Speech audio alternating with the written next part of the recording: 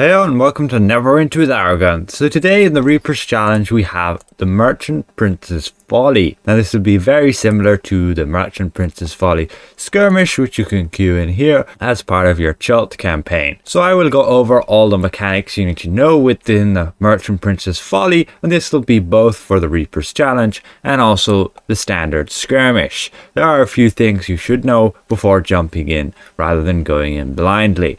You can of course do so, but it might take you a bit longer than normal. So initially you'll queue up and this NPC will tell you what you need to do. You can look under the minimap for the following instructions. Initially you'll just have to clear the courtyard, which will mean you just have to kill all the enemies that are there. You're going to have swarms and swarms of those Batiri and some of those UNTs. Don't get overrun. You ideally need to go with some CC, so that's crowd control, stunning, immobilizing, knocking down, and so on and so forth.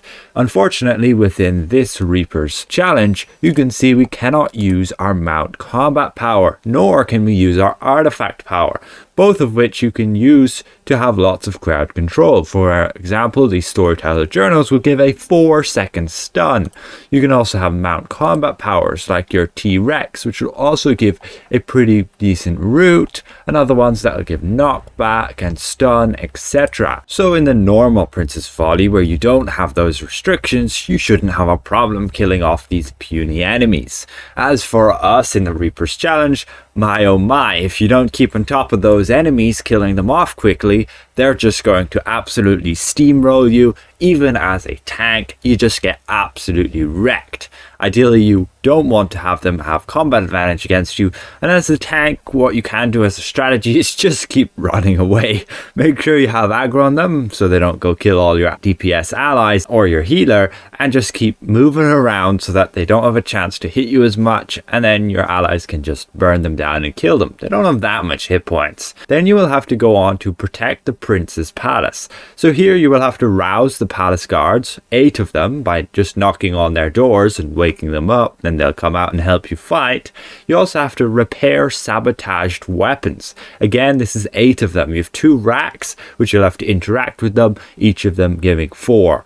Then you'll have to also clear the courtyard. So you'll have enemies, Batiris, spawning in while you have to do those other requirements. So as the tank, it's not really recommended you go and try rouse the palace guards or repair the sabotaged weapons. You need to focus on just keeping the aggro of the enemies and ideally killing them. The healer and probably a DPS are best to go with the tank and help them kill the enemies, while the other 2 DPS go and do those other tasks. Once you've done that, cleared out all the enemies, you will then head through the gates into the outer courtyard. Here again, you'll just have to kill a bunch of enemies. You'll encounter a few dinosaurs this time, but you'll also have more waves of those Batiri spawning in. You'll also get some undead. Once you've killed those initial enemies, you'll then have to collect building materials and build barricades.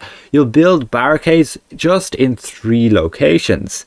In the Reaper's Challenge, we were fortunate enough to get the 3 barricades that are all in the front there, leaving just the side one that we're going to have to continue through.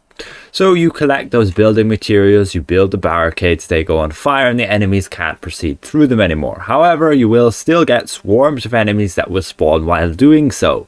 So it's kind of a juggling mechanic. Ideally, of course, the tank would try and keep on top of the enemies, just keeping their aggro, and a DPS or 2 would help kill them. Now, once you've managed to build those barricades and kill off the remaining enemies, you will then have to go and reach the outer city walls. You first will collect the engineer from the courtyard. You pretty much just kill everything there, and when there's no threat, the engineer will come out.